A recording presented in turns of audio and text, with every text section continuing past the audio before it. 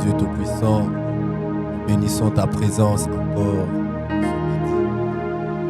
Seigneur, toi qui as voulu que nous puissions avoir ces cadres qui a été nommé autel. C'est temps où nous sommes dans prière, c'est temps où nous sommes à la rencontre des dieux, c'est temps où plusieurs familles, plusieurs personnes viennent te rencontrer. C'est temps où, Seigneur Dieu, les vies sont en train d'être transformées.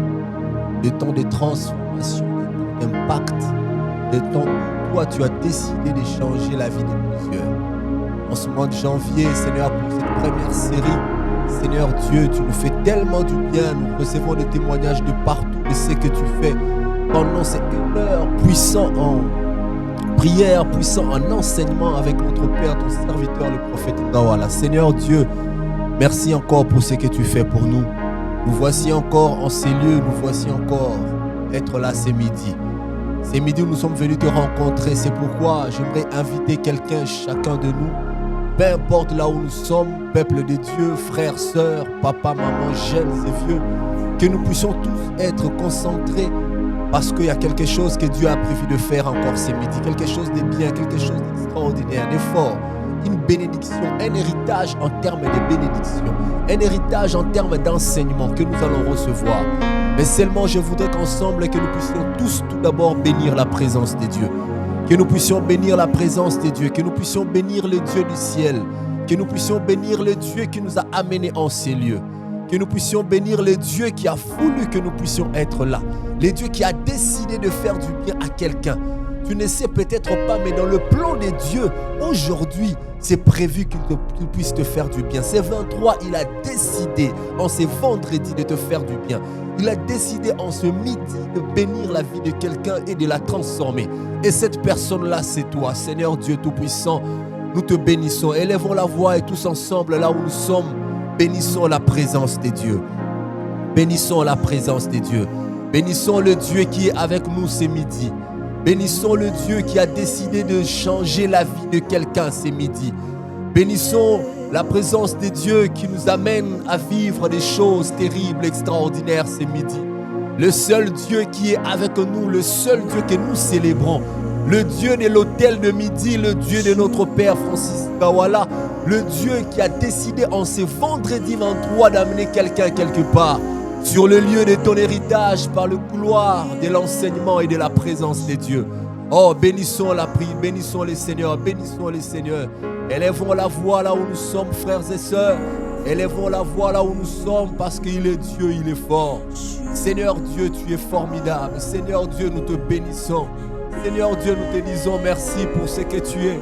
Seigneur Dieu, nous te disons merci pour ta présence. Seigneur Dieu, nous te disons merci pour ce que tu es en train de faire pour chacun d'entre nous. Seigneur, plusieurs témoignages qui viennent de gauche et de droite, qui viennent de partout. Des personnes qui étaient connectées à l'hôtel de midi, qui t'ont rencontré, qui ont reçu une information par l'enseignement qui a transformé leur vie. Seigneur Dieu, pour cela, nous te disons merci et nous sommes encore là. Oh, bénissons le Seigneur pour ce qu'il est en train de faire, peuple de Dieu. Peu importe l'heure à laquelle cela te trouve selon les fuseaux horaires, bénissons le Seigneur parce qu'il est le Dieu qui nous bénit, il est le Dieu qui nous fait du bien, il est le Dieu qui nous amène à exceller, il est le Dieu qui nous amène à arriver là où il nous attend, il nous amène à rattraper l'image qu'il a de nous. Seigneur Dieu Tout-Puissant, merci pour ce temps de prière. Merci Seigneur mon Dieu pour ces portes, Seigneur mon Dieu, cette porte de la présence de Dieu que tu ne cesses d'ouvrir. Cette sphère, Seigneur, de la présence de Dieu que tu ne cesses d'ouvrir sur nous. Seigneur, nous aimons tellement ta présence que sans toi, nous ne voulons pas faire un pas. Sans ta présence, nous ne voulons pas avancer. Nous avons besoin de toi. Nous avons besoin que tu sois là. Nous avons créé ce cadre, Seigneur mon Dieu, pour te rencontrer. Pour parler à quelqu'un au travers, Seigneur, au monde des ordinateurs, les micros et tout ce qui va avec. Oh Seigneur Dieu, que ta présence touche quelqu'un, que ta présence transforme la vie de quelqu'un. Oh, bénissons le Seigneur. Même si c'est un téléphone que tu tiens en main, bien-aimé, même si c'est un ordinateur devant toi, même si c'est devant la télé que tu as connecté, même si c'est dans les écouteurs, tu n'as que l'audio, tu n'as que le son et que tu ne vois rien parce que tu es occupé à autre chose, mais seulement que la présence de Dieu puisse te trouver, qu'elle puisse te saisir. Seigneur Dieu Tout-Puissant, ta présence est tellement réelle en ces lieux. Ta présence est tellement réelle en ces lieux. Oh, sous le son de cette mélodie, nous sommes en train de prier. Oh, sous le son de cette mélodie, d'âge en âge, tu es le maître. Oh Seigneur, nous te bénissons, tu ne changes pas Seigneur. Tu ne changes pas Seigneur. Le seul et le véritable Dieu, le Dieu qui transforme nos vies. Le Dieu que nous courons et nous te cherchons avec Seigneur, oh mon Dieu, soif et désir. Nous te cherchons avec envie, éternel, oh mon Dieu. Nous te cherchons, éternel, oh mon Dieu, avec un cœur qui bat, avec un cœur rempli de désir de te voir. Oh, quelle présence, quelle présence, quelle présence, quelle présence de Dieu. Oh, élève ta voix, élève la voix là où tu es. Élève la voix là où tu es, élève la voix là où tu es. Que le Seigneur Dieu Tout-Puissant bénisse la vie de quelqu'un en ce midi. Que le Seigneur Dieu Tout-Puissant bénisse la famille de quelqu'un en ce midi. Que là où il y a un souci, que la présence de Dieu te rencontre en ce midi. Que là où il y a un problème de délivrance, de maladie qui traîne, que la présence de Dieu gère ton cas. Que la présence de Dieu te prenne en charge et qu'elle puisse gérer ta situation. Que la présence de Dieu amène une réponse que le médecin n'a pas su donner, que le juge d'instruction n'a pas su donner. Que la présence de Dieu de ce midi puisse chasser les géoliers devant la porte de la prison et que le porte puisse s'ouvrir afin que la liberté arrive dans la vie de quelqu'un. Oh, élevons la voix, prions, élevons la voix, bénissons la présence de Dieu. Plus nous bénissons la présence de Dieu, plus le volume de la présence de Dieu augmente, la masse de la présence de Dieu augmente, le poids de la présence de Dieu augmente, plus elle se répand autour de nous, plus elle se répand dans nos affaires, elle se répand partout. Quelle présence, quelle présence, quelle présence. Wow, quelle présence de Dieu, quelle présence de Dieu. Le géolier est en train de prendre fuite. La porte est en train de céder tellement la présence de Dieu est forte. Tellement la présence de Dieu est forte. Oh, ton nom, Seigneur. En ces temps, encore ton nom éternel. À l'hôtel de midi, de maintenant, encore ton nom, Seigneur. Oui, ton nom, Seigneur. Oh Dieu. Alléluia, alléluia, alléluia, alléluia, alléluia. Le Dieu qui a créé le ciel et la terre. Le Dieu qui ouvre les portes fermées. Le Dieu qui nous libère de là où nous étions enfermés. Le Dieu qui donne la paix là où il y avait des troubles et des questionnements. Le Dieu qui chasse le stress et l'angoisse. Le Dieu qui ramène la paix et la tranquillité. Malgré les vents qui soufflent, qui peuvent emporter, faire tomber les gros arbres. Nous croyons en toi et nous te faisons confiance. Alléluia, alléluia. Oh, je vois et je sens la présence de Dieu. Oh, là où tu es connecté, reste connecté, pas que sur ta machine, mais connecté aussi à cette présence de Dieu qui nous amène chez Dieu. Oh, que cette présence de Dieu qui est la présence de Dieu qui nous amène encore à le vivre. Oh, Yeshua, Yeshua, Yeshua.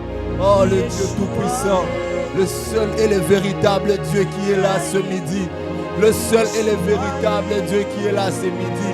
Oh, le Dieu du ciel, le Dieu Tout-Puissant.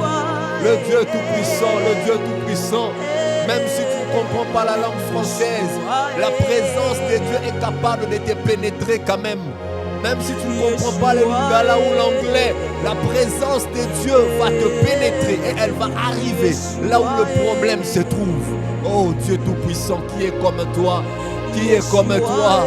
Qui est comme toi, Seigneur? Personne n'est comme toi. Personne n'est comme toi, Seigneur. Personne n'est comme toi, Seigneur, Yeshua. Oh, nous sommes tellement assoiffés de rester chez toi. Nous sommes tellement assoiffés de rester chez toi. Oh, élève ta voix, continue à bénir la présence de Dieu. Est-ce que nous pouvons battre les mains, pas parce que nous sommes dans un combat spirituel, mais seulement comme si nous célébrons le Seigneur. Oh, comme si tu es en train d'acclamer. J'aimerais que quelqu'un acclame là où tu es. Est-ce que tu peux te mettre à acclamer là où tu es pendant que tu es en train de prier? Tu es en train d'acclamer le Dieu Tout-Puissant.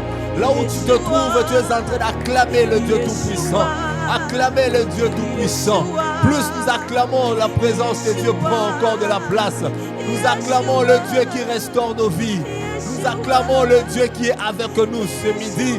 Nous Nous acclamons le Dieu qui nous amène à traverser le Rubicon. Le Dieu qui nous amène à traverser de l'autre côté. Le Dieu de la maison des dieux. Le Dieu de la présence des dieux. Le Dieu de la communauté, la voix de la puissance divine. Le Dieu de Francis Nawala. Le Dieu de notre Père. Le Dieu qui est là en ces lieux. Oh, continue à prier, continue à prier. Nous acclamons le Seigneur parce qu'il est fort. Nous acclamons le Seigneur parce qu'il est puissant. Nous acclamons le Seigneur parce qu'il ne change pas. Nous acclamons le Seigneur parce qu'il n'a pas changé. Nous acclamons le Seigneur parce qu'il transforme les vies. Peu importe les mauvaises nouvelles qu'on a reçues quand nous nous sommes réveillés ce matin. Mais la meilleure de toutes les nouvelles, c'est celle où la présence de Dieu est là ce midi. Même si nous nous sommes réveillés avec de mauvaises nouvelles, j'aimerais annoncer à quelqu'un que la meilleure des nouvelles ce midi est que la présence de Dieu est là capable de changer cette mauvaise nouvelle en bonne nouvelle. Même s'il y a des choses qui pèsent sur tes épaules, ton cœur est rempli d'amertume. J'aimerais te le dire, la bonne nouvelle, c'est que le Dieu de notre Père ce midi est avec nous. Le Dieu de notre Père ce midi est en ces lieux. Il a décidé de changer la vie de quelqu'un. Aïe, aïe, aïe, aïe, aïe, aïe. Il a décidé de bénir la vie de quelqu'un. Il a décidé de transformer la vie de quelqu'un. Quelle présence de Dieu. Quelle présence de Dieu. Quelle présence de Dieu. Comme une douceur, comme un calme. Oh, c'est là en train de travailler. C'est là en train de pénétrer, de prendre place. Le Dieu qui ne change pas. Le Dieu fort. Le Dieu fort. Le Dieu fort. Le Dieu fort. Le Dieu fort.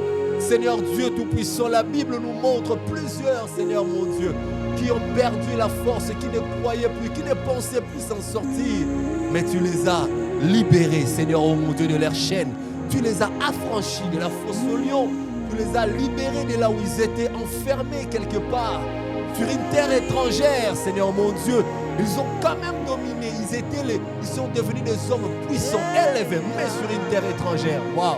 Seigneur, tu es fort. Seigneur, tu es fort. Seigneur, nous bénissons ta présence. Nous bénissons ta présence. Nous bénissons ta présence. Est-ce que tu peux encore maximiser la présence de Dieu? Est-ce que tu peux encore maximiser la présence de Dieu? Que tu sois à genoux, que tu sois couché par terre, que tu sois debout, mais maximise la présence de Dieu. Cette présence de Dieu qui va nous introduire dans un temps d'enseignement, dans un temps de connexion, dans un temps où nous allons recevoir la richesse de la parole de Dieu, les armes qui vont nous permettre à être plus forts qu'hier. Alléluia. Oh, telle présence de Dieu. C'est un lieu d'équipement, c'est un lieu de force, un lieu d'équipement, un lieu de force. Seigneur, tu es tellement présent, tu es tellement présent, tellement présent, tellement présent, tellement présent, tellement présent. Oh Seigneur, sois glorifié encore. Seigneur, merci pour ta présence, merci pour ta puissance, merci pour la démonstration de ta puissance, merci pour ce que tu as fait dans la vie de toutes ces personnes qui ont témoigné. Seigneur, qui depuis qu'ils suivent l'école, depuis qu'ils suivent l'hôtel de midi, tu es en train de faire des choses terribles. Seigneur, tu es tellement fort. Même après qu'on ait fini, Seigneur, oh mon Dieu, les gens restent sous l'onction. Ils restent dans l'atmosphère de la présence de Dieu. Parce que cela ne dépend pas seulement d'une connexion, mais même après, ta présence continue à couler. Oh, nous aimons tellement rester chez toi. Nous aimons tellement rester chez toi. Nous aimons tellement rester chez toi. Oh, plus que ta présence encore. Tu es présent, alléluia. Tu es présent. Alléluia, exactement. Tu es présent en ces lieux. Tu es présent dans chaque famille, dans chaque vie, dans chaque vie, dans chaque vie, tu es présent. Alléluia, alléluia, alléluia, alléluia, alléluia. Tu es présent, tu es présent, tu es présent. Yes. Alléluia, alléluia, nous te célébrons. Alléluia, nous poussons des cris. Alléluia, nous crions très fort. Alléluia. Le seul véritable Dieu, le Dieu qui est là. Quelle présence, alléluia. Oh, nous bénissons ta présence. Nous bénissons ta présence. Nous bénissons ta présence, alléluia. Nous bénissons ta présence. Il est tellement réel. La présence de Dieu, la présence de Dieu. La présence de Dieu est tellement réelle. La présence de Dieu est tellement réelle.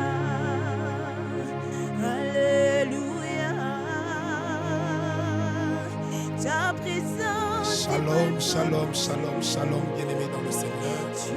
Que Dieu vous bénisse, que la grâce de l'Éternel soit avec vous. Que la main de Dieu continue à être pour vous une grande bénédiction.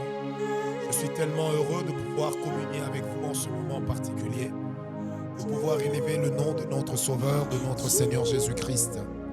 Je bénis vraiment le Seigneur pour ces moments que nous venons de passer avec le bien-aimé berger Rudy.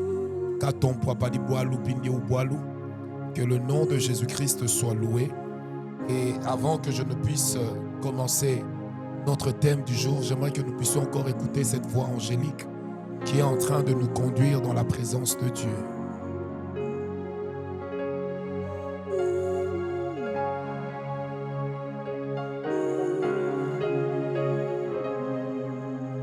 Alléluia.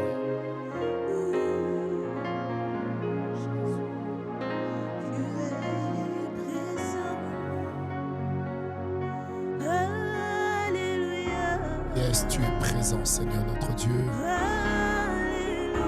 Tu es présent, Seigneur notre roi. Alléluia. Béni sois-tu, agneau de Dieu. Béni sois-tu, Dieu tout-puissant. Béni sois-tu, le Dieu qui nous fait du bien, celui qui nous fortifie. Emmanuel, notre roi. Emmanuel, notre Seigneur. Alléluia. Emmanuel, notre roi. Emmanuel, notre Seigneur. Je glorifie ton nom. Tu es Dieu régnant au-dessus de tout. Tu es Dieu régnant par-dessus toutes choses. Alléluia. Merci Jésus. Merci notre roi. Alléluia. Je bénis le Seigneur. Aujourd'hui, nous avons le privilège de servir avec une de nos merveilleuses filles, Anaël Bukassa, qui est là avec nous et nous bénissons la présence de Dieu. Bien-aimés dans le Seigneur, avant d'entrer dans le vif de mon sujet, je voudrais juste vous donner une bonne nouvelle, c'est que demain, nous serons là. Donc nous n'allons pas avoir aujourd'hui comme étant la dernière séance, mais plutôt demain, pour cette partie des portes divines. Et nous reviendrons encore parler sur les portes démoniaques. Que sont-elles? Comment les fermer dans une prochaine saison? Donc sachez juste que nous allons entrer dans une pause, dans une sorte de mue, le temps que nous puissions revenir pour une nouvelle saison avec Hôtel de Midi. Alors vous tous qui êtes bénis par ce programme, n'hésitez pas à être pour nous également une bénédiction. Que Dieu vous bénisse, je vous en parle à la fin. Alors ce moment particulier, j'aimerais parler sur ce qui ferme les portes divines. Vous savez, la capacité d'une porte se trouve dans son ouverture ou dans sa fermeture. La porte fait toujours ces deux mouvements. Elle se ferme, elle s'ouvre. Et nous avions dit quelque chose de très important. Quand le Seigneur ouvre une porte, personne ne peut la fermer, mais sauf celui à qui elle est destinée. Le libre arbitre que le Seigneur a déposé en chacun de nous nous accorde malheureusement la possibilité de pouvoir fermer la porte que Dieu a décidé d'ouvrir. L'homme est capable de se dédouaner de ce que le Seigneur Dieu voudrait faire. C'est pourquoi vous allez remarquer que lorsque Balaam a tenté de maudire Israël, tant que Israël était bien avec son Dieu, Balaam n'y arrivait pas. Nombre 23, Nombre 24. Mais dans Nombre 25, il dira ceci à Balak: si tu parviens à conduire ce peuple dans le péché, l'Éternel, son Dieu, s'éloignera de lui et assurément que tu prendras le déçu. En ce moment-là, ce n'est pas Dieu qui est parti de lui-même, mais c'est l'homme qui a expulsé Dieu de sa vie. N'oublions pas que dans la porte divine, la loi est claire. Et cette loi est démise dans Apocalypse 3, verset 20, où la Bible dit ceci: voici, je me tiens à la porte, je frappe, si quelqu'un ouvre, j'entrerai. Autrement dit, s'il laisse la porte fermée, je resterai dehors. Mais on peut encore aller plus loin pour dire que si j'entre et qu'il décide que je sorte, je sortirai. Le libre arbitre est des fois ce qui nous fait défaut.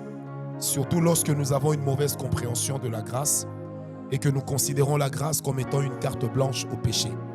C'est là que l'homme se vautre dans une situation qui serait très délétère dans la qualité de sa relation avec Dieu. quelles sont les choses qui sont susceptibles de fermer nos portes et les portes divines pour nous? Première chose, pour ceux qui écrivent, un péché persistant. J'insiste sur le fait que ce soit un péché persistant. Ça veut dire un péché qui est devenu comme permanent. Ce n'est pas une chute ponctuelle. Ce n'est pas quelque chose d'accidentel. Mais c'est un état de rébellion entretenu, sans repentance sincère.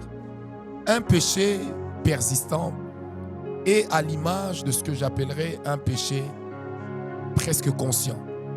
Persistant parce qu'on y tient, on s'enlise, on a comme l'impression que c'est ce qu'il faut. Bien-aimé, lorsque vous prenez l'histoire de Saül dans 1 Samuel 13, vous prenez le verset, tout le chapitre de 1 Samuel 13 qui relate comment est-ce que Saül a été disqualifié du trône. Il était dans un péché volontaire, persistant. Au point où Samuel lui dira, mais pourquoi as-tu offert le sacrifice à ma place? Il dira, j'ai eu peur du peuple et j'ai livré, j'ai présenté le sacrifice. Samuel lui parle, il dit, mais l'obéissance vaut mieux que le sacrifice. Lorsque Samuel se retourne, Saül a le toupet de le tirer par le col de son vêtement. Une manière de dire qu'il a péché, il signe et persiste. Un péché persistant, c'est le fait de continuer malgré les avertissements du prophète Samuel, tel que c'était le cas avec Saül. Et le résultat ne s'est pas fait attendre ni prier. C'est qu'il y a eu le rejet de sa personne comme roi. Il y a eu un tourment spirituel dont nous allons remarquer d'ailleurs les effets à partir de 1 Samuel 15, lorsque de mauvais esprits viendront l'agiter ça et là. Et vous savez comment Samuel est mort? Ayant connu une mort tragique. Saül, pardon, ayant connu une mort tragique. Ça, c'est l'exemple d'un péché persistant.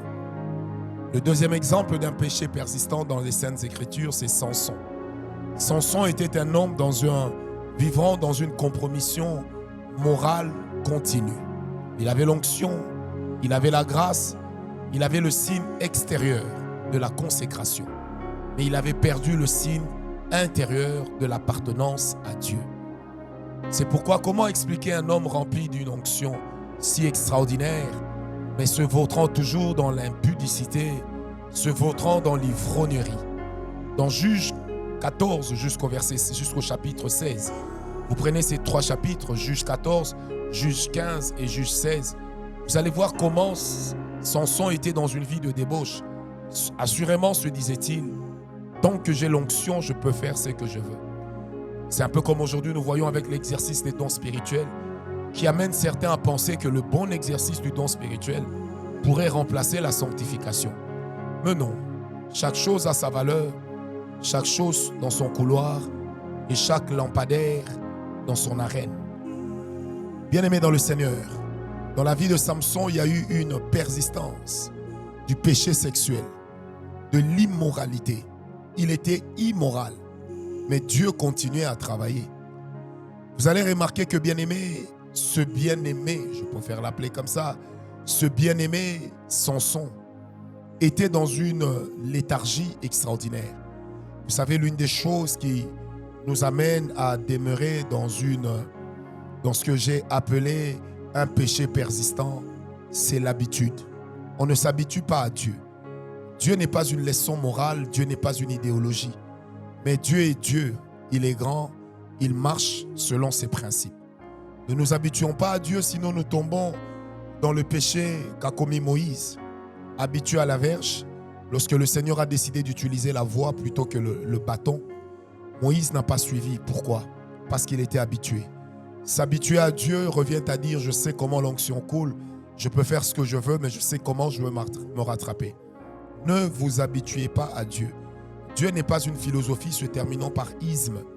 Disons que toutes les mêmes équations de même nature amèneront au même résultat. Non. Dieu n'est pas une théorie de Platon. Dieu n'est pas une intelligence de Descartes. Mais Dieu est Dieu, il vit par lui-même.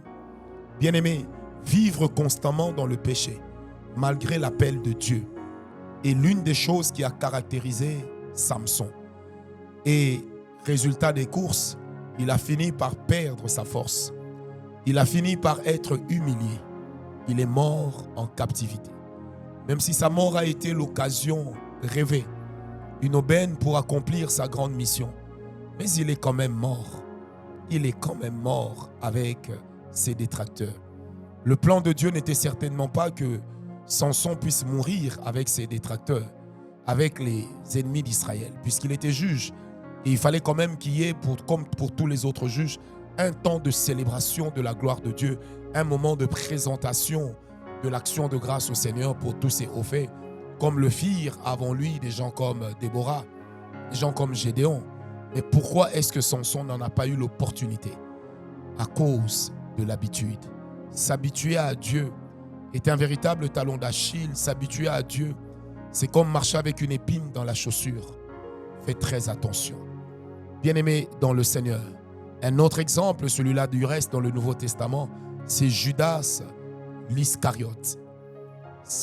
Rempli de l'amour d'argent, cupide jusqu'à la moelle épinière. Au point où dans Jean 12, verset 6, la Bible dira qu'il était habitué à tripatouiller dans la caisse. Il se disait que certainement la confiance que Jésus-Christ me témoigne l'empêchera de voir. Savez-vous que l'amour des humains vis-à-vis d'autres humains pourrait sombrer dans une sorte d'aveuglement ou de prisme? Mais lorsque Dieu nous aime, il demeure quand même regardant. Et l'amour de Dieu est tellement responsable que la chose que le Seigneur nous garantit au-dessus de tout, c'est de ne pas pécher. Mais c'est l'acceptation de notre repentance lorsque cette dernière s'avère sincère. Judas, il ne se répand pas malgré la proximité avec le Seigneur. Comme Samson, lui aussi tombe dans l'habitude. Il devient roublard professionnel. Mais sauf qu'il croit être en train de rouler Dieu. Hélas, Dieu, on ne le roule pas. Un péché caché et entretenu ouvrira toujours la porte à Satan et fermera la porte à Dieu. Je répète, un péché caché et toujours entretenu ouvrira la porte à Satan et finira hélas par fermer la porte à Dieu. Dieu ne se disputera jamais une porte avec Satan. Tant que nous aurons la clé de savoir à qui nous décidons d'ouvrir, Dieu respectera notre volonté. Un exemple encore frappant dans la parole de Dieu, il s'agit d'Akab et Jézabel. Une idolâtrie mélangée à de l'injustice. Dans 1 Roi 16 jusqu'au chapitre 21, la Bible raconte la maudique histoire d'Akab et de Jézabel. Si cette histoire était maudique pour l'un, pour l'autre, elle était carrément maudite. Puisque Jézabel a conduit Akab sur un chemin de tyrannie avec le Seigneur. Jézabel a amené Israël à revivre les hauts lieux, vu son influence dans la vie d'Akab. L'idolâtrie est devenue systématique. Les persécutions des prophètes sont devenues bon marché. Le refus total de la repentance, malgré les préventions du prophète Élie. Élie parla plusieurs fois à Akab, mais Akab s'enlisa davantage dans le mal. Bien-aimé, un péché persistant peut contaminer toute une nation. C'est pourquoi il n'est pas bon que le roi se vautre dans le péché. Il n'est pas bon que le roi devienne idolâtre. Un roi qui devient idolâtre ou qui se fait idolâtrer entraîne toute la nation dans la mouise. Un roi idolâtre ou qui se fait idolâtrer entraîne toute la nation dans la perdition. Et ceux qui l'adorent et lui-même qui est adoré, mais hélas, comme l'onction royale va toujours du sommet vers le bas, c'est la nation tout entière qui se retrouvera dans une sorte de carambolage spirituel où des accidents d'esprit vont se réaliser et la nation se retrouvera dans une situation de malédiction. Voilà pourquoi lorsque nous prions pour nos dirigeants, ne prions pas seulement qu'ils dirigent bien, mais prions aussi pour qu'ils soient des bonnes personnes. Parce que la Bible déclare que lorsque le juste règne, le peuple est dans l'allégresse. Mais quand le méchant règne, le peuple est dans l'angoisse. Je prie donc avec vous, oui, vous, je prie avec vous, je prie avec le Saint-Esprit, qu'il plaise au Seigneur de nous accorder des personnes conscientes, conscientes de la destinée des peuples, conscientes du fait que les terres appartiennent à l'Éternel et non aux humains, puisque les Saintes Écritures déclarent à l'Éternel la terre et tout ce qu'elle renferme. Dieu a créé les cieux, il a créé la terre. Là, nous avons sauté, nous sommes déjà dans le psaume 115. Et à la Bible d'ajouter, il a pris la terre, il l'a donnée aux hommes pour la gestion. Il ne leur a pas donné comme propriété, mais il leur a donné comme espace de gestion. Ainsi donc, bien-aimés dans le Seigneur, il est très important de ne pas vivre dans un péché persistant parce que, vous savez, avec le péché persistant, vous avez juste comme l'impression que Dieu ne voit pas. Mais comme le Seigneur Dieu, quand il juge nos péchés, il tient compte de la nature du péché. C'est un péché. Il tient également compte d'une deuxième chose, le barème qu'il a fixé dans la vie de chacun. C'est que Dieu décide pour Anaël, il ne décide pas forcément pour Hardy. Et il arrive de ces péchés qui deviennent particuliers, collés à l'homme à cause de deux choses. Premièrement, de la taille, de la valeur de sa destinée, et deuxièmement, de la consécration qui s'y rattache. C'est ce qui fait que, bien aimé, on n'imite jamais le péché de quelqu'un. Jamais. Alléluia. Et enfin, un dernier exemple pour clore cette partie avant que la sœur Anaëlle puisse nous réjouir dans un cantique d'esprit. C'est l'exemple du peuple d'Israël dans le désert. Nombre 14. Le même peuple, qu'est-ce qu'il va faire? Il se vautrera encore une fois dans le péché. Et à plusieurs reprises, on a vu le peuple s'éloigner de Dieu, soit par des murmures. Déjà dans Exode 14, lorsqu'il se retrouve en face de la mer Rouge et que derrière lui, Israël voit Pharaon et son armée. Israël commence à murmurer.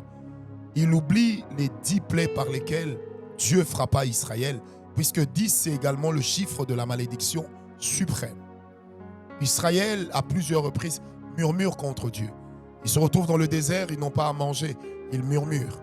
Ils prennent les eaux de Mara et ils se rendent compte que l'eau est amère, ils murmurent. Ils n'ont pas à manger, ils murmurent, parce qu'ils ne savaient pas que Dieu était capable de leur donner des cailles, de leur donner de la manne. Ils ne savaient pas que le Seigneur était capable dans la cuisine céleste de préparer pour eux une nourriture qui les amènerait à vivre la Pentecôte avant le temps. Lorsqu'ils virent la manne tomber, ils se dirent manna, ce qui signifie simplement que veut donc dire ceci? La même expression que les gens de la ville dirent lorsqu'ils entendirent les enfants de Dieu en train de parler en langue dans Acte 2. Bien-aimés dans le Seigneur, les murmures étaient constantes, l'incrédulité répétée. Moïse s'absente parce qu'il va dans la présence de Dieu, invité par le Saint-Esprit. Israël reste foutre la pression à Aaron. Et Aaron, le peureux, le froussard, Aaron, l'irresponsable, qu'est-ce qu'il va faire? Il va leur faire le veau d'or. C'est là que je comprends pourquoi Dieu a choisi le petit frère à la place du grand frère. Un grand frère impotent qui évolue à l'ombre. Et quand le petit frère n'est pas là, le leadership s'effrite. Que des personnes qui sont des leaders, mais qui ne savent pas assumer leur avis, leur point de vue. Que des personnes qui sont des leaders, mais qui ont du mal à se prononcer ou à être en porte-à-faux avec leurs armées, avec leurs administrés, parce que vous avez des gens qui veulent paraître plus bons que Dieu, meilleurs que le Seigneur lui-même, plus amoureux que l'œuvre de la croix. Bien-aimés dans le Seigneur, la responsabilité, ce n'est pas ce que les gens pensent, mais c'est jusqu'où suis-je en train de conduire et d'amener les autres. C'est pourquoi l'apôtre Paul est clair lorsqu'il est en train de parler de l'ancien. Il dit il doit être un bon père de famille. Il doit être un bon mari et mari d'une seule femme. Bien-aimés dans le Seigneur, il est donc important de savoir que cette attitude de la part d'Israël, et qui s'est d'ailleurs manifestée fortement au travers de la vie d'Aaron, a amené à ce que le sacré puisse s'effriter. Le péché persistant bloque malheureusement l'accès aux promesses de Dieu. Sortez de la vie de péché parce que vous fermerez les portes divines et donc les accès aux promesses de Dieu, à certaines promesses de Dieu. Vous n'en aurez plus. C'est pourquoi dans mon livre que je suis en train de rééditer et du reste que j'ai même augmenté, que vous aurez d'ici 3 mois, vivre l'accomplissement des promesses de Dieu, Dans ce livre, j'explique un fait très important. C'est que même lorsque Dieu vous adresse une promesse, Dieu peut dire, Lumanisha, je vais faire de toi un grand patron. Ça, c'est la promesse. Mais la promesse n'est pas incontournable quant à l'homme à qui elle est adressée, à moins que ce dernier comprenne sa part de responsabilité, la partition qui lui échoit, et que la jouant comme il faut, y prestant avec révérence, qu'il puisse réussir à vivre totalement les promesses de Dieu. Bien-aimés dans le Seigneur, la porte des promesses reste ouverte aussi longtemps que l'on respecte les lois de Dieu, que l'on respecte la phase cachée avant la promesse. C'est une question. Que faudrait-il que je fasse pour vivre l'accomplissement des promesses de Dieu? Nous allons prendre ce petit cantique avec Anaël et après cela, nous prendrons la deuxième chose qui ferme la porte divine dans la vie de l'homme.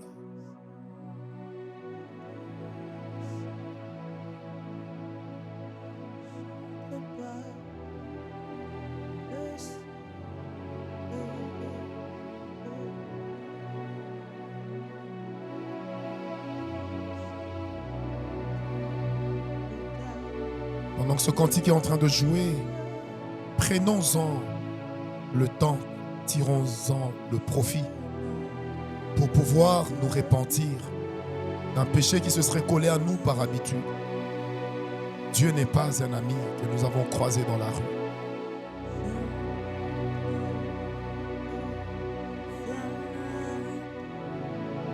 J'entre dans les saints des saints. J'entre par le sang de l'agneau. Alléluia. Ratazaba propetoneis kaibash. Robobo deusenta vivash. Rebabobo kentonio zebaba shikinikere. Prochtivas. Oh, que le Seigneur Dieu ne regarde pas notre endurcissement de cœur, mais qu'il ait pitié de nous.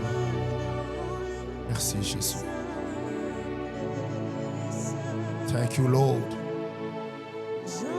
We just appreciate to be with you. Bénissons ta présence. Seigneur, nous nous répandons devant toi. Nous répandons nos cœurs et les larmes qui s'y trouvent. Nous disons, Seigneur, lave-nous de nos péchés, afin que nous ne puissions pas, au travers du péché persistant, fermer la porte spirituelle. Au nom puissant de Jésus. Nous allons prendre, merci Seigneur, nous allons prendre la deuxième chose qui est capable de fermer la porte divine. J'ai déjà envie de dire, bien-aimé, aujourd'hui c'est l'avant-goût de demain. Demain nous aurons plusieurs chantres à côté de moi, nous changerons la configuration et nous allons célébrer Dieu, non pas avec une réunion d'1 heure, mais de 2 heures.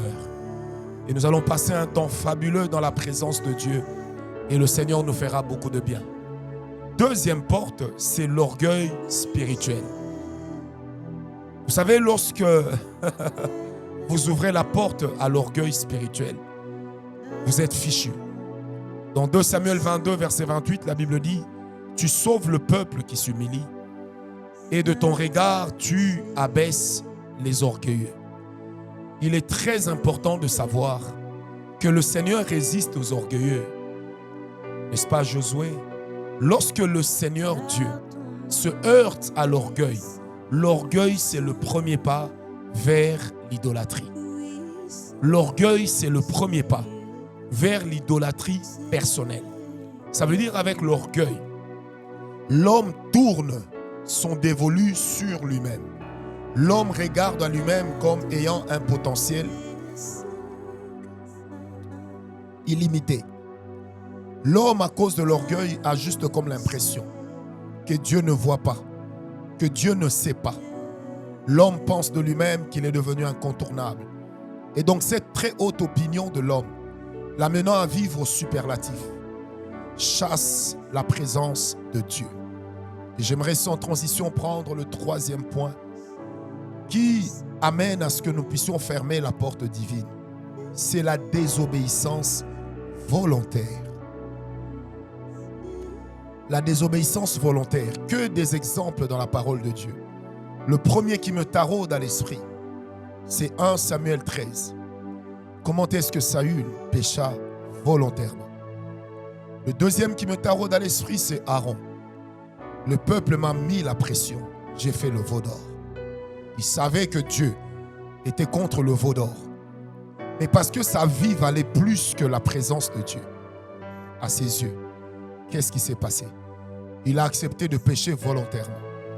Adam et Ève dans le jardin d'Éden, alors que le Seigneur leur avait donné un interdit dans Genèse 2 à partir du verset 16 jusqu'au verset 17, lorsque le serpent s'est présenté dans Genèse 3 à partir du verset 1 jusqu'au verset 7, ils ont cédé. Vous savez ce qui est extraordinaire?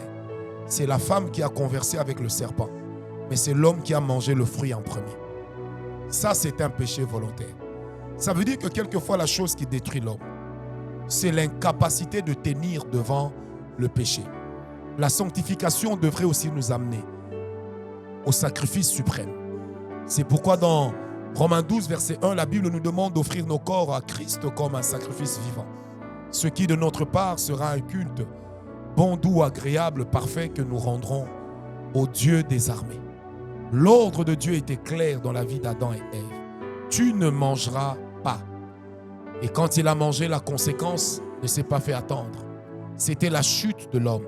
C'était la séparation d'avec Dieu. C'était la légalisation du péché dans la nature humaine. Bien-aimé, connaître la volonté de Dieu ne garantit pas l'obéissance. Mais obéir à la volonté de Dieu garantit le succès. Je répète, connaître la volonté de Dieu ne garantit pas l'obéissance.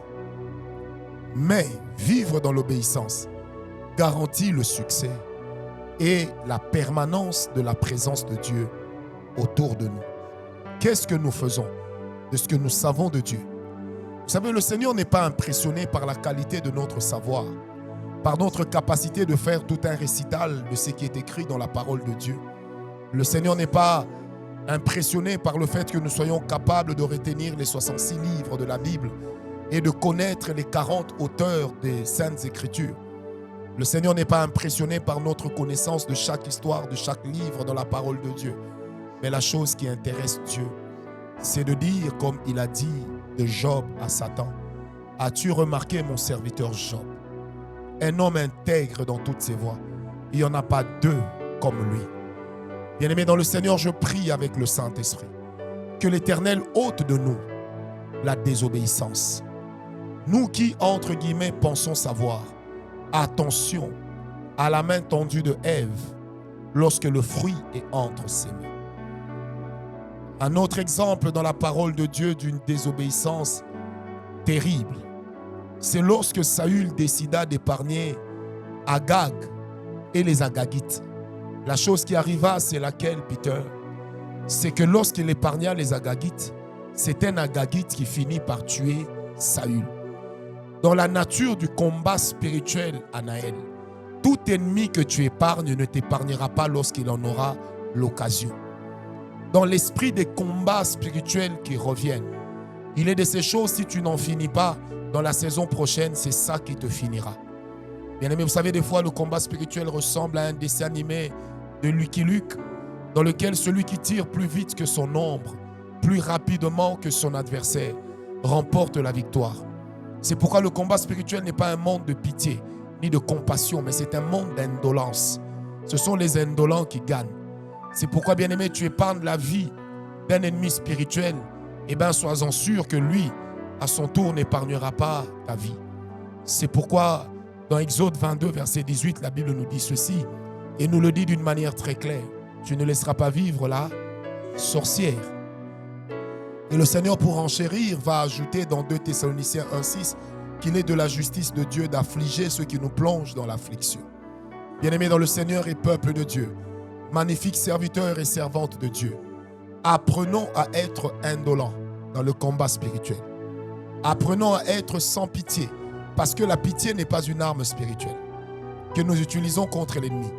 La pitié et la compassion sont des armes que nous utilisons pour sauver les hommes, pour les amener au salut, pour leur présenter Christ. Mais non pas que nous utilisons devant les démons qui veulent prendre d'assaut nos vies, devant les démons qui veulent en finir avec nous. C'est pourquoi lorsque le Seigneur Jésus a eu l'opportunité d'en finir, d'en découdre avec le diable à la croix, il n'a pas hésité une seule seconde. C'est pourquoi la Bible déclare: oh, mort, où est ton aiguillon? Bien-aimés dans le Seigneur, n'oublions jamais que l'obéissance partielle est quand même une désobéissance totale. L'obéissance partielle est quand même une désobéissance totale. Le péché qui se base sur des excuses, c'est le péché des faibles. Bien-aimés, un autre exemple, c'est Jonas avec son choix complètement saugrenu. Il s'est dit: je vais fuir la mission. Et vous allez voir dans l'histoire de Jonas, chapitre 1, chapitre 2, comment il se résolut dans son cœur de fuir la mission. Et lorsque le navire a commencé à chavirer, il était conscient que c'est à cause de moi. Il fuit à Tarsis, à l'opposé de là où il devait aller. Mais Dieu merci, il se rattrapa et le Seigneur le ramena. Lorsque vous désobéissez volontairement, il se lèvera toujours une tempête. Mais attention, vous n'êtes pas tous Jonas. On peut fuir Dieu, mais on ne peut pas échapper à Dieu. On n'échappe jamais à l'Éternel.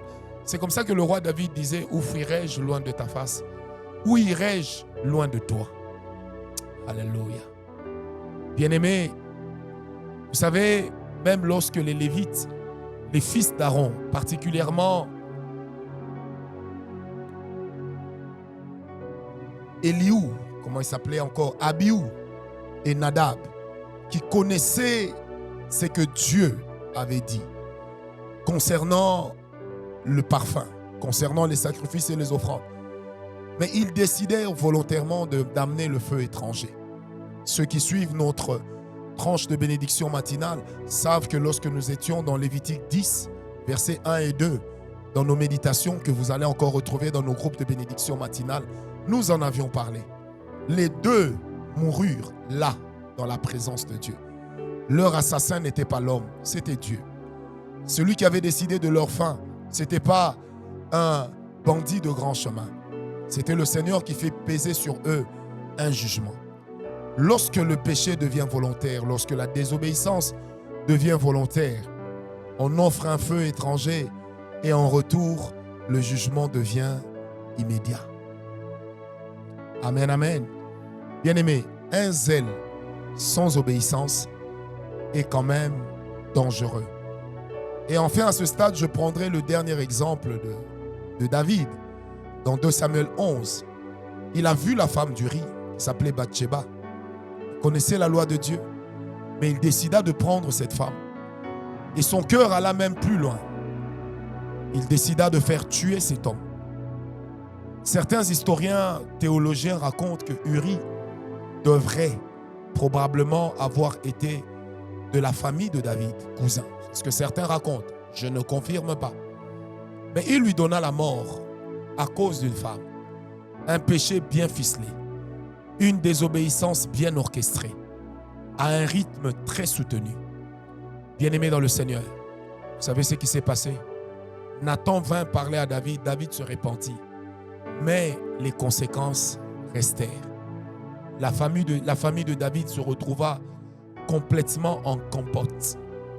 Et un jour, à la fin de sa vie, il a dû assister à une bataille fratricide entre Adonijah, à l'époque devenu l'aîné, et Salomon, fils de Bathsheba, deuxième fils de Bathsheba. L'une des conséquences de la désobéissance volontaire de David, c'est qu'il enterra un enfant.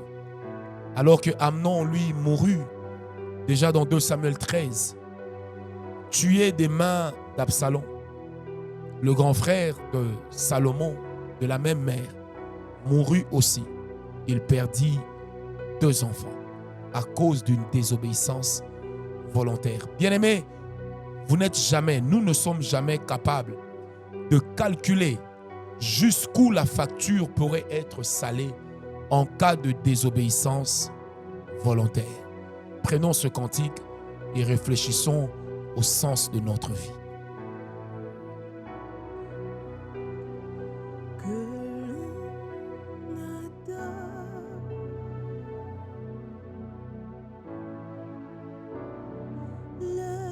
Seigneur notre Dieu,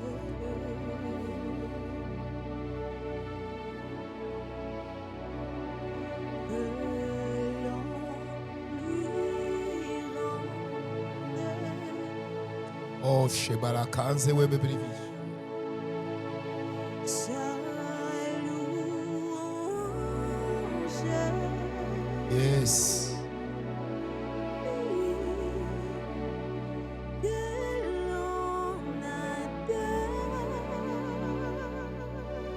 Merci Jésus. Le Seigneur notre Dieu,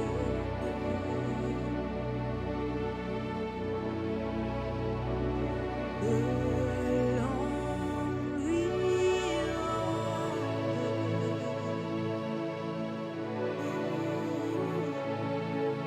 sa louange.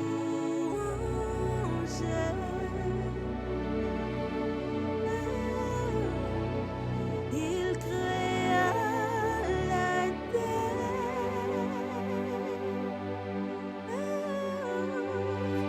il étendit les cieux. Alléluia. Seigneur, apprends-nous à compter nos jours. Apprends-nous à marcher dans la crainte de ton nom. Apprends-nous à te célébrer, Seigneur, à être conséquents avec nous-mêmes, mais aussi avec toi. Que la lampe de ton esprit s'allume en nous, car ce n'est pas une torche, mais c'est une véritable lampe qui éclaire notre sentier et dont l'éclat va crescendo sur notre chemin. Nous prions avec le Saint-Esprit.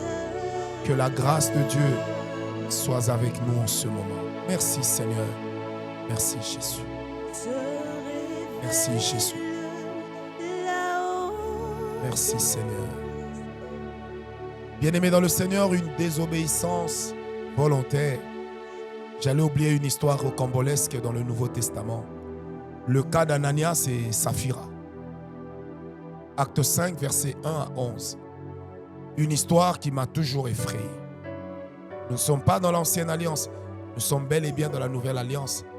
Mais Dieu se permet de tuer des hommes. Au verset 4, Pierre dira ceci à Ananias. Pourquoi est-ce que Satan a séduit ton cœur au point de vouloir mentir au Saint-Esprit?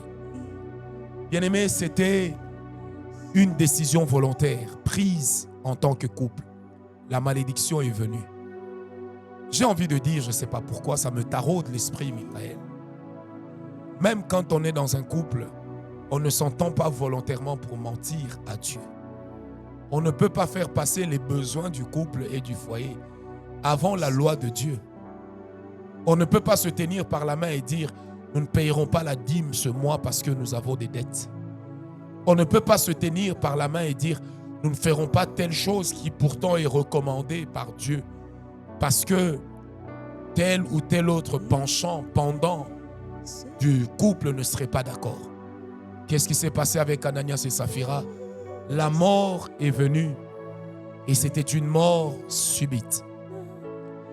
Je prie avec le Saint-Esprit que la désobéissance volontaire ne soit pas prisée au milieu de nous. Car Dieu traite la désobéissance volontaire avec beaucoup de sérieux. C'est pourquoi, bien-aimé, la Bible dit dans Jacques 4, verset 17, « Celui donc qui sait faire ce qui est bien et qui ne le fait pas commet un péché. » La désobéissance volontaire, c'est le fait de savoir, de connaître, mais de choisir délibérément de ne pas obéir. Quatrième chose qui amène à ce que l'homme puisse fermer la porte spirituelle, la porte divine, c'est l'injustice. Le sens de l'injustice fermera la porte à celui qui le subit, à celui qui le fait subir, pardon, mais ouvrira la porte à celui qui le subit. Souvenez-vous de l'histoire de Joseph dans Genèse 37 et 38. Il a subi l'injustice de ses frères. Par jalousie, ils le jetèrent dans la citerne. Quand Ruben se déplaça, ils le sortirent de la citerne. Ils le vendirent comme esclave. Arrivé en Égypte, bien-aimé dans le Seigneur, c'est la femme de Potiphar qui s'en prendra à lui. Il sera victime de deux injustices de très haute fracture. Et dans Genèse 38, il connaîtra une troisième injustice, c'est avec les chansons. Alors qu'on interpréta son songe dans la prison et que Joseph lui dit, lorsque tu seras rétabli, souviens-toi de moi. Celui-ci oublia de rétablir Joseph, de parler de Joseph au roi. Mais regardez les calculs de Dieu. Waouh! L'agenda de Dieu. Ceux qui vendirent Joseph, un jour se prosternèrent devant Joseph. Genèse 43. La femme qui fit condamner Joseph, l'homme qui jeta Joseph en prison, Potiphar. Joseph devient le bras droit de son chef. Par ricochet, son chef. Les chansons qui se souvinrent de Joseph qu'à cause de la crise devint aussi, eut aussi pour chef Joseph. Lui murmurait à l'oreille du roi, mais Joseph parlait au roi et il prenait les décisions. Bien-aimé dans le Seigneur, quand tu es victime d'une injustice, rappelle cela à Dieu. Parce qu'il est écrit, il bénira son juste. Le juste, c'est celui qui pratique la justice. Quand dans une nation, l'injustice devient mode de gouvernance, le mal devient profond. La Bible dit, seule la justice élève une nation. Quand on est injuste envers la veuve et l'orphelin, on en paye le prix. Regardez la vie de Job. Dans Job 29, il dit, Seigneur, lorsque le pauvre, la veuve et l'orphelin étaient dans une situation de crise, et même le pauvre, surtout le pauvre, l'indigent, je venais à leur secours. Et la bénédiction du pauvre est venue chez moi. Le sens de la justice vous amènera à porter des actes de bonté. Vous savez, je me suis toujours posé la question. Entre Dorcas Tabitha et l'apôtre Jacques, qui méritait d'être ressuscité?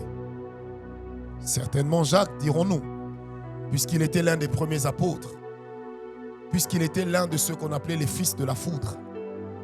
Mais qu'est-ce qui se passa dans la vie de Jacques? Il mourut, tué, il fut enterré. Mais quand Tabitha Dorcas mourut, Pierre fut contraint de le ressusciter à cause de la qualité de ses œuvres de justice et de bonté. Dieu ne confondra jamais les mauvais avec les bons. Ne nous leurrons pas. Ceux qui médisent de vous, ceux qui ternissent votre réputation, ceux qui piétinent votre image, ils vous donnent peut-être du retard dans une saison, mais ils ne vous donneront jamais du retard dans la vie. Puisqu'il est écrit, parole de l'Éternel, il ne prendra jamais le juste pour le méchant, ni le méchant pour le juste. Et il a dit, mon juste vivra par la foi. Bien-aimés, souvenez-vous de l'histoire de Akab et Jézabel avec le champ de Naboth pour lui prendre son champ. Jézabel monta toute une histoire, une parodie de justice. Elle arracha le champ de Naboth. Mais au moins Naboth a été condamné, il a eu un sépulcre. Mais Jézabel a écopé d'une malédiction qui fit que son corps fut dévoré par les vautours et sa maison complètement détruite.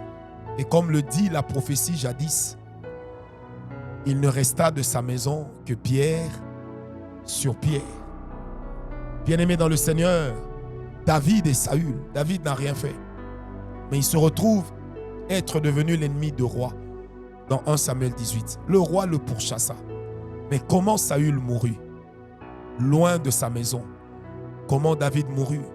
Dans le confort de son lit. Bien-aimé, tu es victime d'une injustice. Crie à Dieu. Ça fait mal, tu pleures. Dieu, n'oublie pas. Le Dieu qui a été avec David, c'est le même Dieu.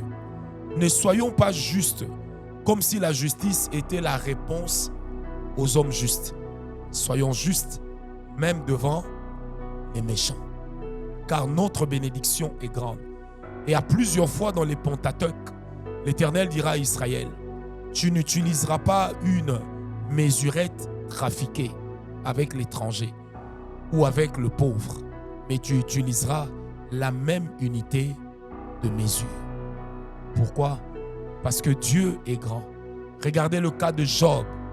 Comment ses amis vinrent le narguer. Mais quand Dieu l'a rétabli, dans Job 42, verset 5, la Bible dit, mes oreilles avaient entendu parler de toi, maintenant mes yeux t'ont vu. Et quand vous descendez un peu plus en bas dans ce même chapitre, la Bible dit, l'Éternel restaura Job. Il lui donna des filles et des garçons. Et les filles de Job étaient les plus belles filles du monde. Quand Dieu le dit, ça ne peut être que vrai. Bien-aimé, Jésus-Christ est mort. C'était un verdict injuste. Mais de ce verdict injuste est né le salut pour toute l'humanité. C'est pourquoi la Bible dit, le châtiment qui nous donne la paix a été porté et tombé sur lui. Et c'est donc par ces meurtrissures que nous sommes guéris. Bien-aimés dans le Seigneur, soyons justes. Soyons justes envers la veuve et l'orphelin. Soyons justes envers le semblable. Et vous savez, pendant que nous sommes en train d'atterrir, j'aimerais préciser une chose très très importante. Savez-vous laquelle? L'un des grands pièges de l'ennemi aujourd'hui, c'est de nous amener à être réactifs quand le mal s'oppose à nous et à faire opposition au mal par le mal. Celui qui répond au mal par le mal accompagne le mal, mais celui qui répond au mal par le bien détruit le mal. La plus grande chose que le diable cible dans nos cœurs lorsqu'il nous attaque, dans nos vies, lorsqu'il nous attaque, allais-je dire, ce sont nos cœurs. Soyons justes même lorsque nous pensons que les personnes en face ne méritent pas notre sens de la justice. Soyons corrects parce que Dieu ne nous jugera jamais par rapport aux autres, mais il nous jugera toujours comme étant des responsables de nos actes. Je prie avec le Saint-Esprit que cette prise de conscience puisse être avec nous.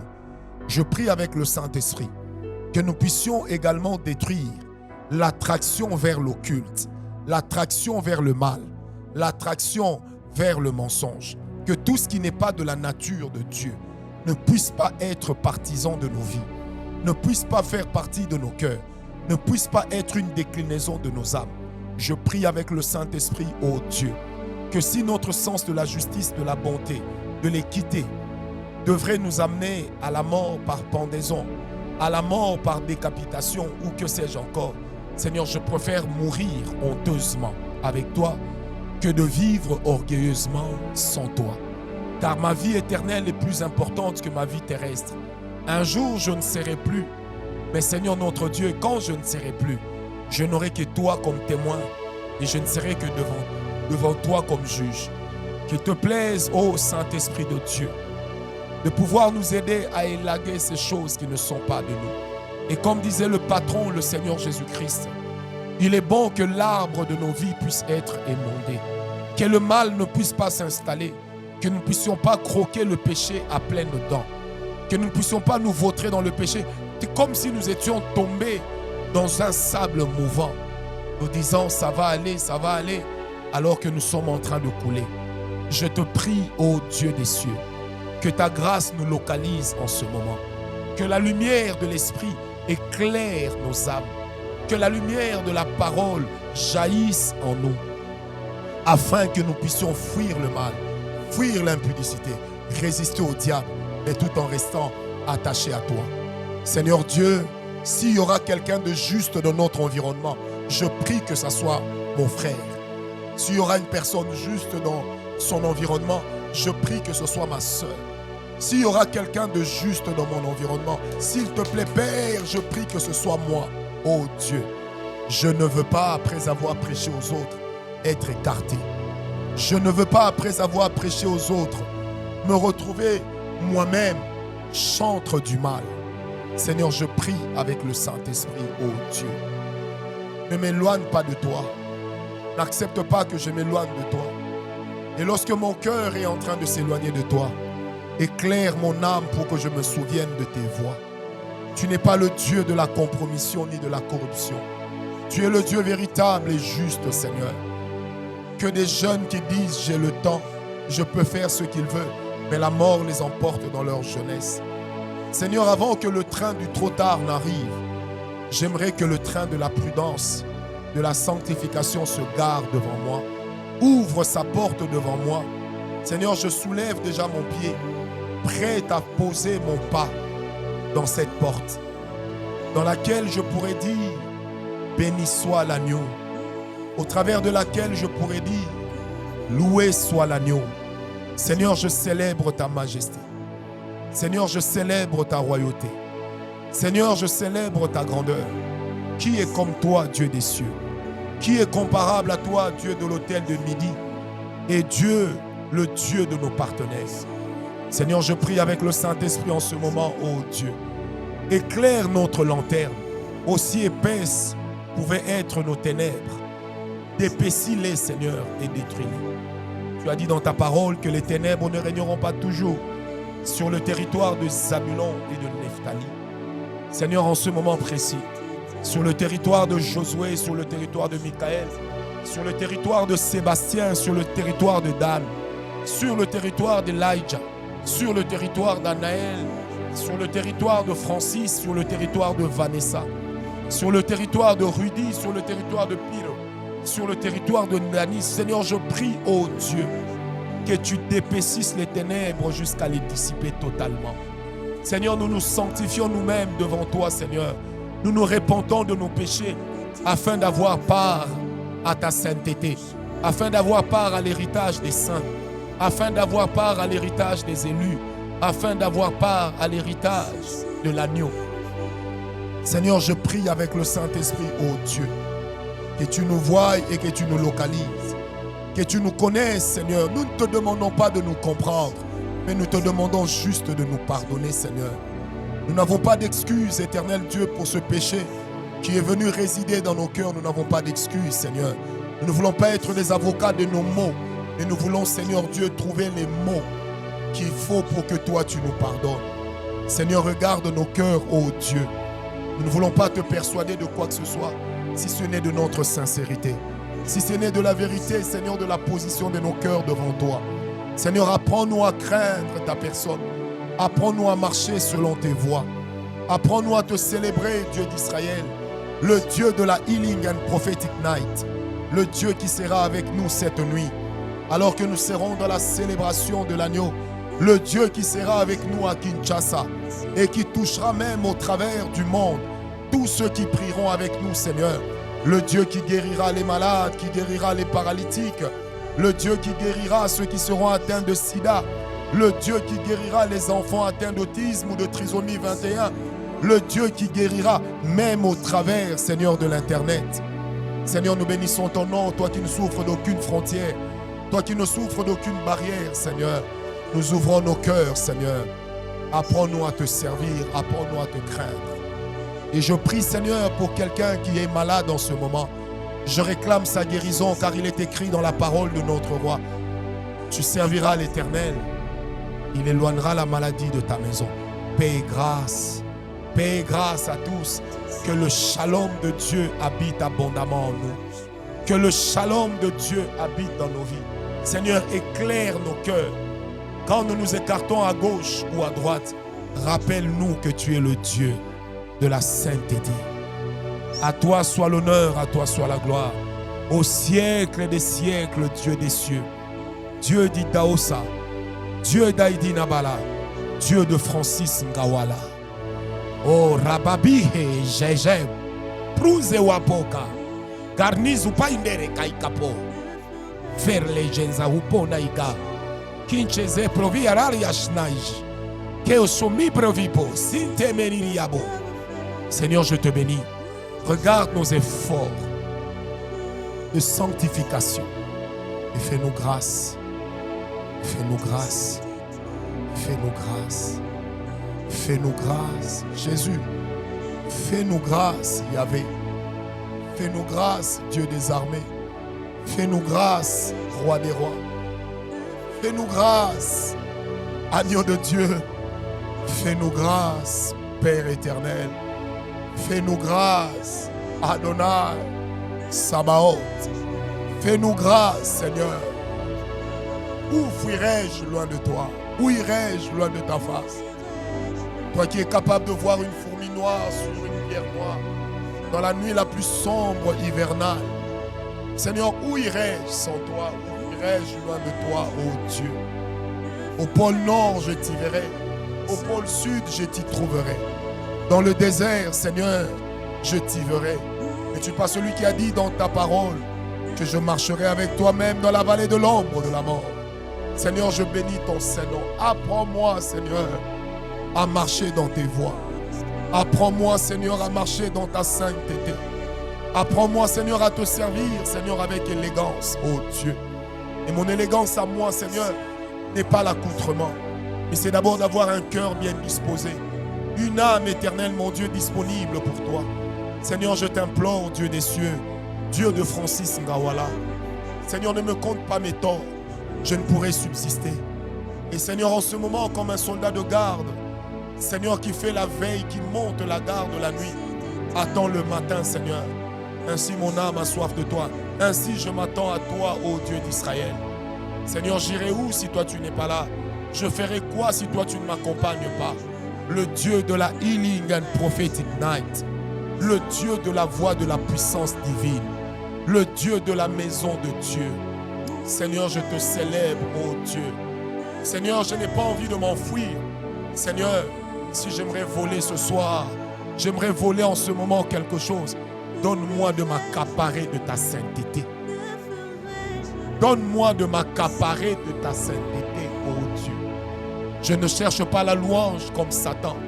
Je ne cherche pas l'adoration comme Satan. Je ne cherche pas les honneurs comme Satan. Mais je cherche ta sainteté. Te ressembler, Seigneur, c'est mon espoir suprême.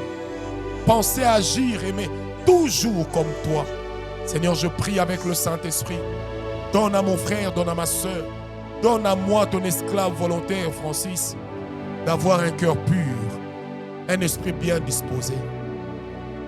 Seigneur, j'aimerais pas être la mauvaise version de moi-même, mais j'aimerais être la version qui est assise à côté de toi au ciel, comme le dit Colossiens.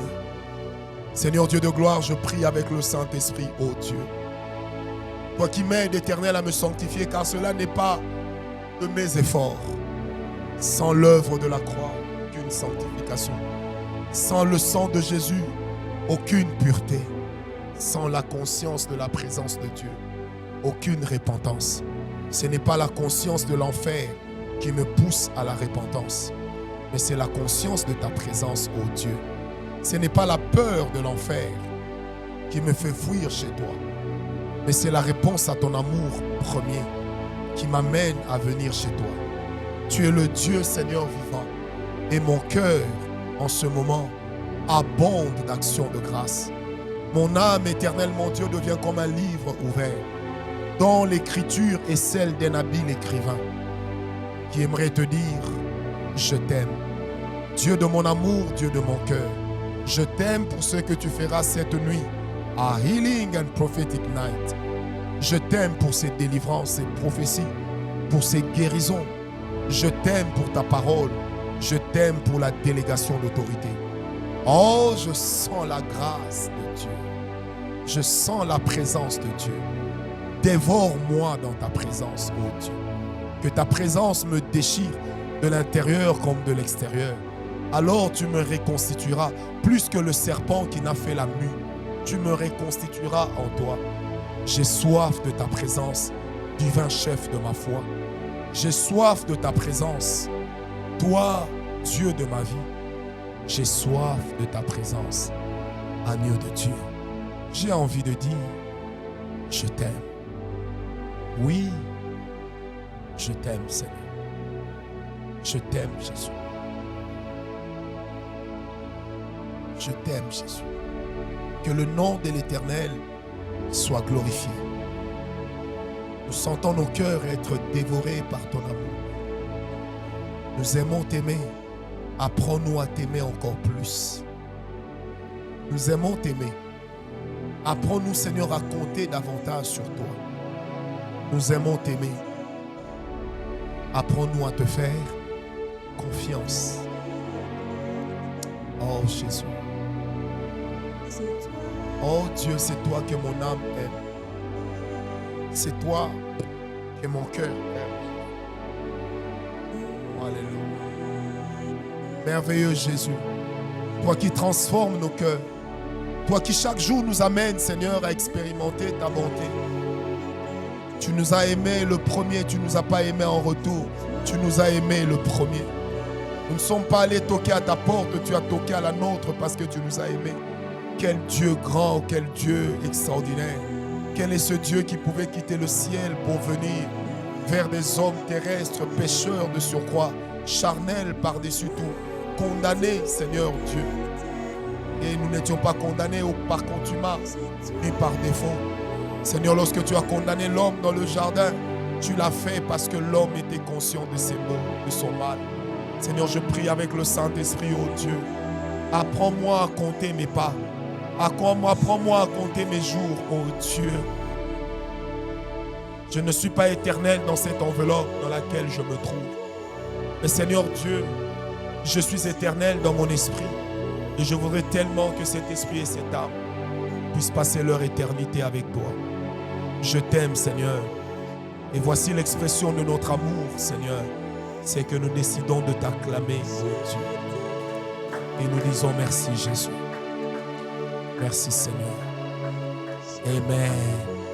Shalom, shalom à tous. Que Dieu vous bénisse. N'oubliez pas, cette nuit, nous sommes à la Voix de la puissance divine à Kinshasa.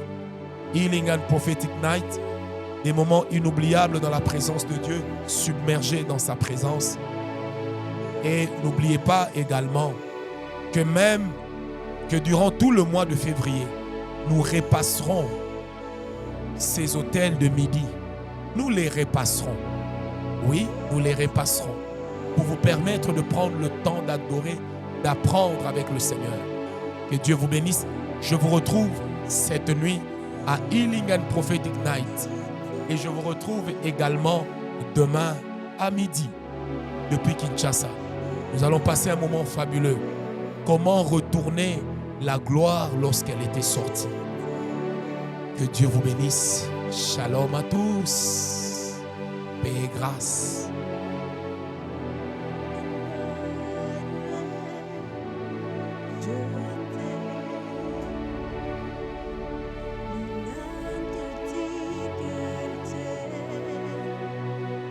C'est toi.